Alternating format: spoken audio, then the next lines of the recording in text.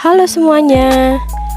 Pada kesempatan kali ini, saya akan memaparkan materi tentang peran visual dalam pembelajaran. Silakan disimak ya. Sasarannya yaitu untuk mahasiswa S1 Teknologi Pendidikan. Adapun tujuan dalam materi ini yaitu mahasiswa dapat memahami pengertian visual dalam pembelajaran. Mahasiswa dapat mengklasifikasikan tujuan dan peran visual dalam pembelajaran. Kemudian, mahasiswa dapat menganalisis contoh peran visual dalam pembelajaran. Dan yang terakhir, mahasiswa dapat memahami kondisi yang memerlukan visual dalam pembelajaran. Daftar materi dalam pembelajaran kali ini sebagai berikut. Pengertian visual dalam pembelajaran. Visual adalah sebuah rangkaian proses penyampaian informasi atau pesan kepada pihak lain dengan penggunaan media penggambaran yang hanya terbaca oleh indera penglihatan. Menurut Gagne dan Bridge tahun 1979, pembelajaran adalah suatu sistem yang bertujuan untuk membantu proses belajar siswa. Disusun sedemikian rupa untuk mempengaruhi dan mendukung terjadinya proses belajar siswa. Sehingga dapat disimpulkan, visual dalam pembelajaran adalah lambang-lambang atau gambar dapat memperlancar penyampaian tujuan pembelajaran. Kemudian kita beralih ke tujuan penggunaan visual dalam pembelajaran. Levin pada tahun 1981 menyatakan tujuan penggunaan visual dalam pembelajaran ada 5. Yang pertama, dekorasi, kedua, representasi, ketiga, organisasi atau penyusunan, yang keempat, interpretasi, dan yang kelima yaitu transformasi. Selanjutnya, peran visual dalam pembelajaran. Yang pertama, memberikan referensi konkret untuk ide. Kata tidak terlihat atau terdengar seperti yang terlihat, tetapi visual itu ikonik. Yang kedua, membuat ide abstrak menjadi ide konkret.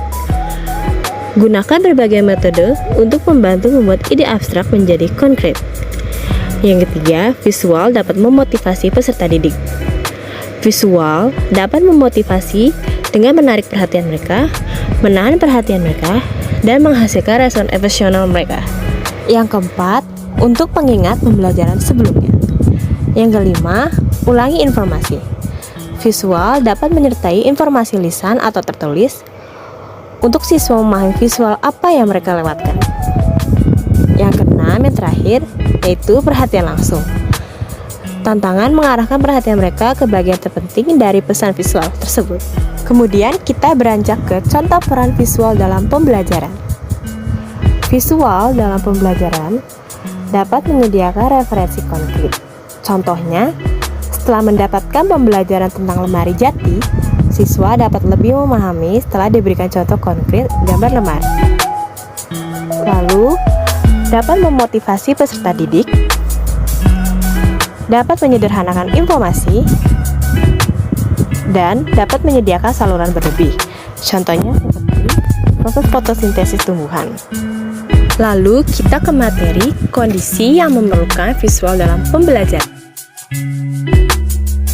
Mempelajari konsep komunikasi dan ungkapan kreatif, teknik dan media untuk menyampaikan pesan dan gagasan secara visual, termasuk audio dengan mengolah elemen desain grafis berupa bentuk gambar, huruf dan warna serta tata letaknya sehingga pesan dan gagasan yang dapat diterima oleh sasarannya termasuk kondisi yang memerlukan visual dalam pembelajaran.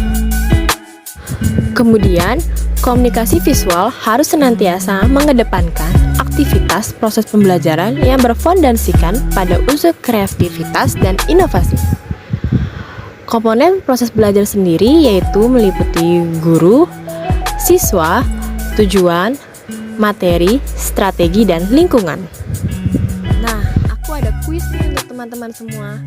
Kalian bisa jawab di kolom komentar ya.